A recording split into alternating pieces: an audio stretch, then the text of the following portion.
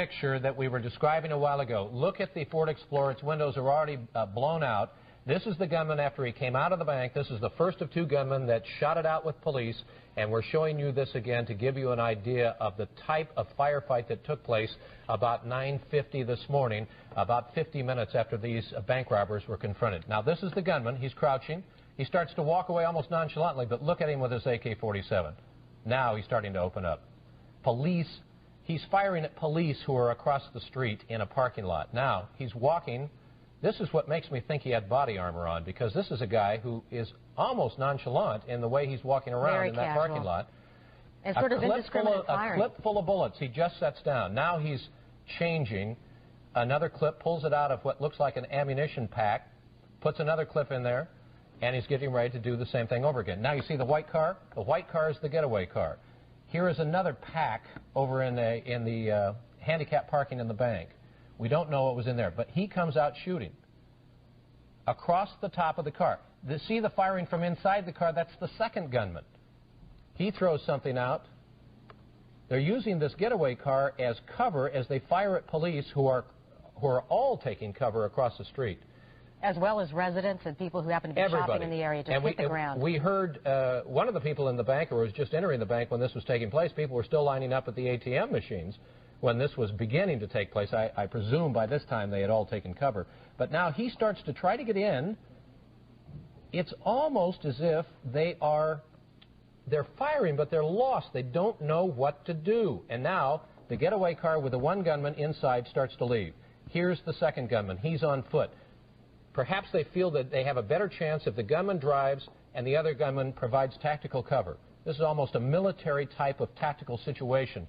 These guys act as if they have had military training. I only say that because if you're in the car, you're vulnerable. If somebody's walking along the side of the car, using the car as cover and firing as he is, it keeps the heads down of police across the street. Okay, keep going. We're going to go a little further, he is probably saying. I'm only guessing. But then he moves over to what looks like another car. I remember watching this. Again, this is about 9:50. And he moves over behind another car. Was this another getaway car?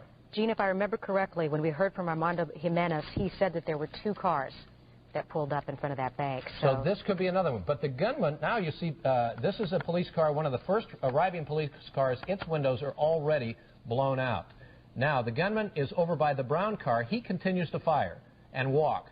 There's still fire coming from the gunman inside the car. The two of them are walking around, spraying the entire neighborhood, keeping heads down. Now he's starting tactically to move away and down the road, firing the AK-47 as he goes. Now, as he goes behind this, you can see the smoke from the magazine of the AK-47, but he's gone for a long time here, and when he comes back, he's lost the AK-47, probably jammed or ran out of bullets. He crouches down. Now when he comes out again, and it's going to be at the other side, he has a pistol. Now, the gunman in the car has already gone down the street. We're going to lose him in a minute. We'll get back to him in a minute. But they're going to come back in this picture, courtesy of KCAL TV, by the way, Channel 9. Our helicopter at that point had to refuel, was over at Burbank Airport. KCAL provided these pictures. The way the car is flopping around, it looks like the tires were shot out. Now, the gunman we've lost between the bushes and the semi-truck, he starts to come out again. The AK-47 is no longer there. He has a revolver or an automatic pistol. He comes out. You see the police officer. You see bystanders running, for one thing. And here's a police officer coming around the corner. Now, this is one of those moments of valor we were just talking about. He is confronting. The other gunman in the car has already driven down the street. Now, he's confronting this gunman between the bushes and that truck. Standing there, weapon ready. The gunman comes out. I understand we don't have the shot of where he's actually shot here.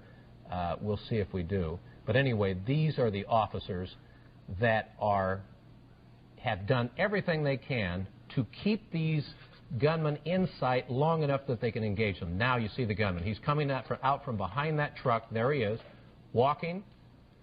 He sees the police officers as he comes. We missed it. Okay. Well, we're going to bring you up to date. He is shot and killed within about 4 seconds after that. He fires at them, they fire back and kill him. You saw that all happening live. Yeah. Incredible. As we told you, this has been a very fluid situation. It started at 9 o'clock this morning at the Bank of America in North Hollywood.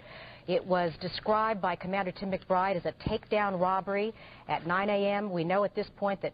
Joined at officer positions across the street behind the bank. Then he makes his way back into the white car to make his escape. Now, at some point during all of this, we heard